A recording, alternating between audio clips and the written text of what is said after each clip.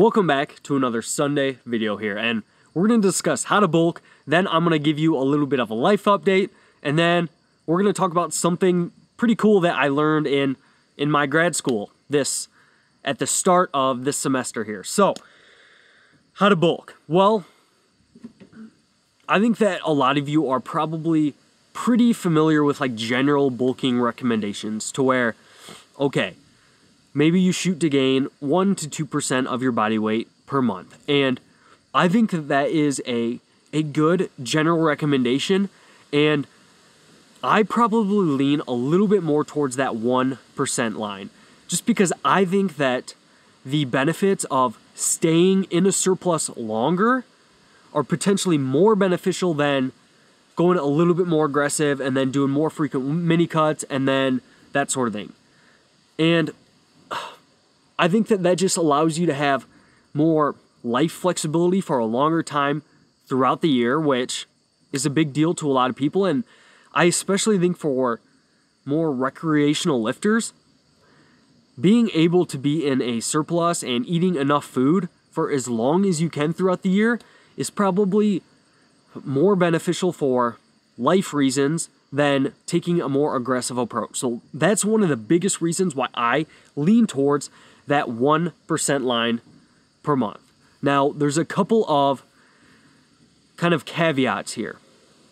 So, rarely does weight gain actually be linear. So what I mean by this, okay, let's say, use me for example. I am about 180 pounds, and I'm probably going to go up to big old 190. See how that looks? We'll see about that. But probably going to push another 10 to 12 pounds here. And my goal is to kind of put that on over 8-ish months until kind of next spring. And that would put me right around a pound and a half per month. And since I'm about 180 pounds, 1% of my body weight would be about 1.8 pounds per month. And what would that be per week? So 1.8 divided by 4, like 0.4 per week-ish, somewhere in there. And rarely does that happen.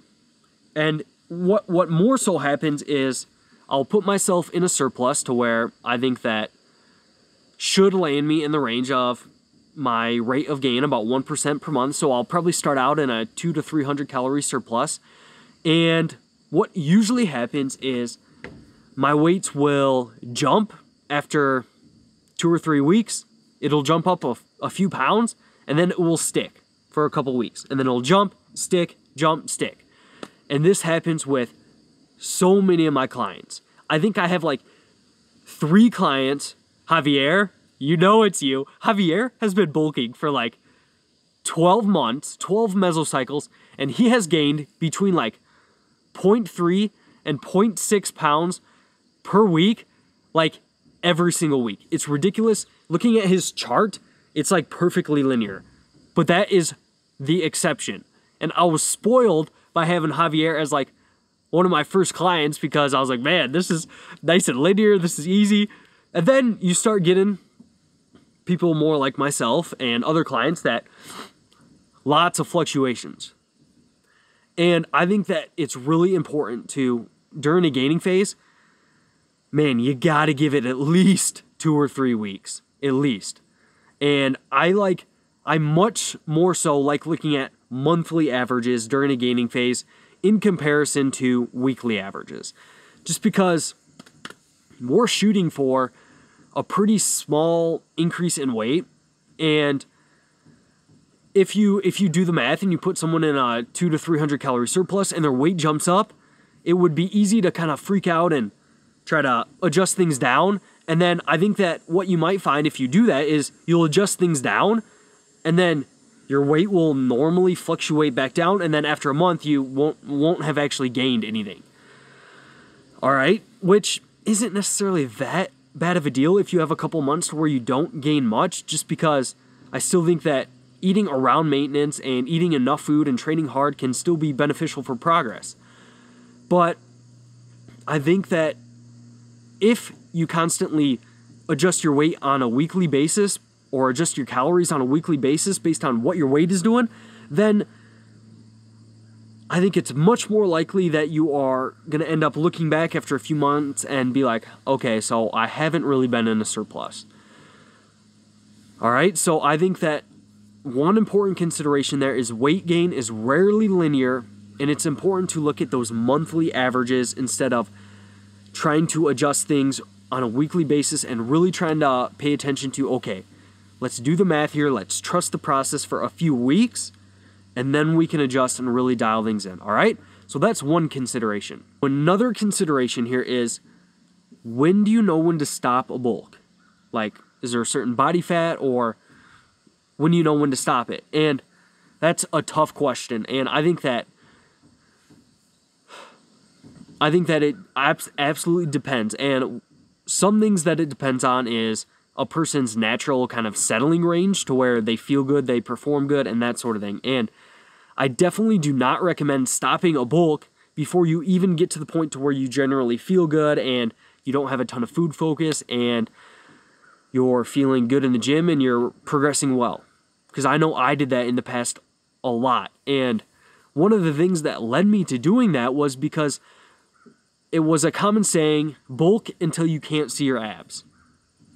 And while that might not be a bad recommendation for people with a pretty normal body fat distribution or who distribute their body fat to their extremities pretty good, I don't think that that's a good recommendation for people like myself who distribute their body fat to their abs. And really to all of my midsection is where I hold my body fat. Like my arms, my delts, I can see veins in my delts and have no abs. So I don't think that's a great recommendation for a lot of people. And what do those people do then? Well, I think that using indicators other than your abs is a good idea. So if you know you generally stay pretty lean in your arms, maybe when you start losing vascularity in your arms, or maybe when you start to see some definition and some veins go away, maybe when I lose some shoulder striations, stuff like that, maybe that's a much better indicator of kind of when to cut off a bulk rather than when I lose my abs. All right, so I would look at those indicators. I would look at when you start gaining body fat disproportionately to the performance increases.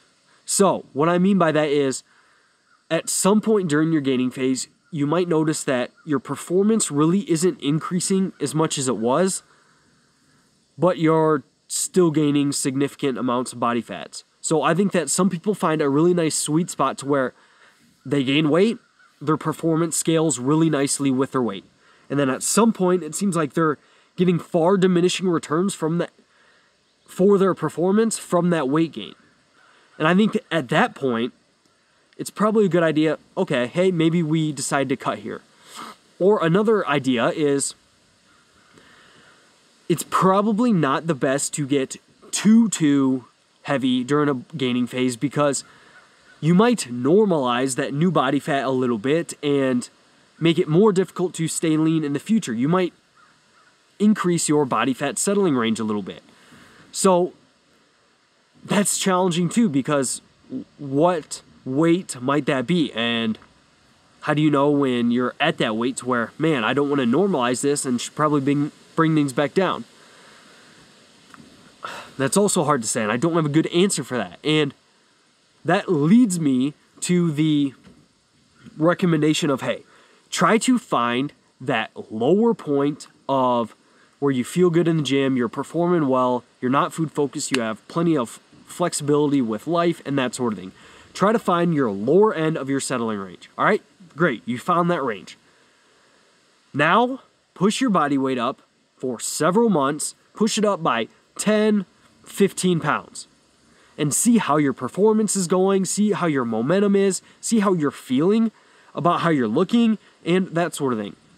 And then after pushing your body weight up a significant amount like that, you can assess, okay, is my momentum really good right now and performance is better than ever? Things are going really well. I actually like the way I look at this body weight. Great. Keep pushing it up. if you get to 10 to 15 pounds above and you're like, I'm starting to feel lethargic, I'm starting to feel not very good about myself, I'm just not feeling great right now, okay.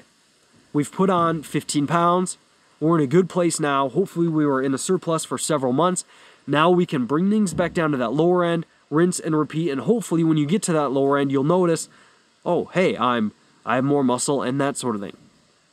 All right, so that's how I generally like to execute gaining phases there.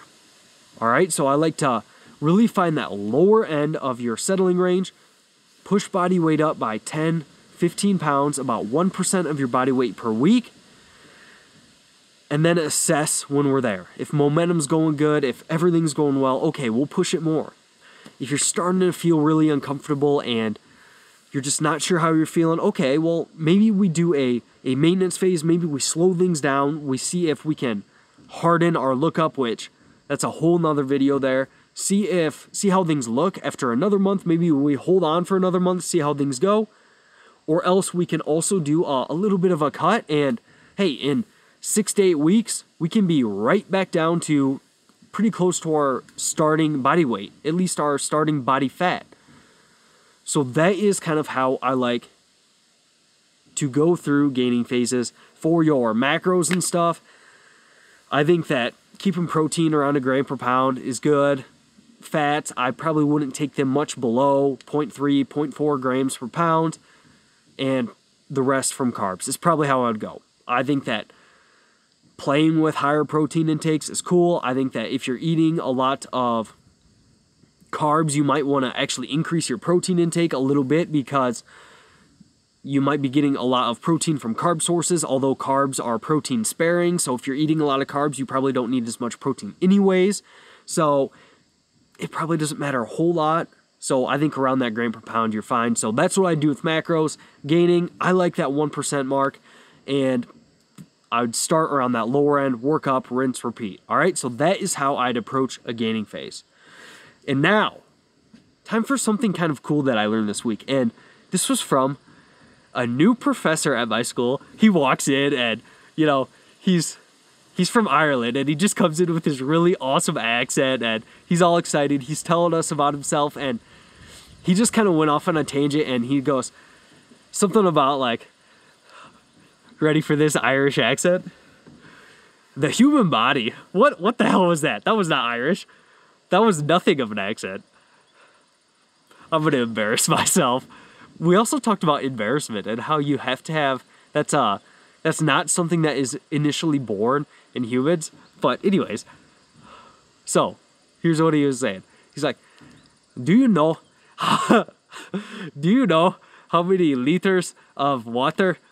What is that? Okay, I'm done with the accent. At least I tried it. Hopefully you got some entertainment value out of that. But he's like, do you know how many liters of water, not water, liters of blood that the human body can pump per minute?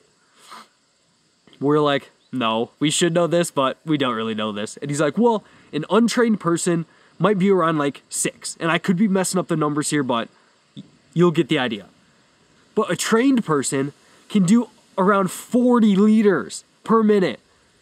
That is ridiculous. And he's like, isn't that wild? If that doesn't get you excited about exercise physiology and learning this stuff, that's crazy. And man, the body is such a crazy machine. And I think that it's just ridiculous. 40 liters per minute compared to like 6 of untrained, or at least close to that. I could be messing the numbers and the metrics up a little bit here, but that's ridiculous. And I think that some people don't give themselves enough credit that, hey, the body is a robust machine that can adapt. And like sometimes people will ask me a question, hey, don't you think in your full body sessions that performing bench press after squats, don't you think that that's gonna be worse for performance? And I'm just kind of like, well, maybe at first, but your body can adapt to that. And it's a robust machine that, hey, after a few weeks of doing that, you're probably going to adapt to it and probably going to notice your performance can still increase. And that's exactly what I found. So try not to write yourself off as not being able to do something, because the body is incredible. So that is something I learned this week. And as for a little bit of a life update here, just started grad school. I'm in my final semester of classes here, and after this semester, I will either do like, so we can pay like a $50 fee to extend our degree to finish our research project. So I might finish my research project in the spring and finish my classes here, but I'll be all done with classes here. And I actually really like classes in grad school just because you're surrounded by like-minded people. My professor is a freaking coach at Renaissance Periodization, so that's really awesome, and I really like the people, and yeah, it's good. Tomorrow I'm recording this on Wednesday, so last Thursday, we're having a nice little girl out session, and that should be fun, and yeah, things are good. My dog is actually feeling pretty good, so that's good. It's a beautiful day outside, so yeah, that's a little bit of a life update. I'm not sure if I'll probably won't include these in every video, because I feel like every video would be like, I'm still in school, and I'm still doing all right, you know, but maybe every once in a while I'll throw in something like this. But hopefully you enjoyed this. Next Sunday, who knows what the video will be about. Maybe you should leave a comment and let me know, and I'll make a video about it or something like that. But that's all I got for you. Peace out.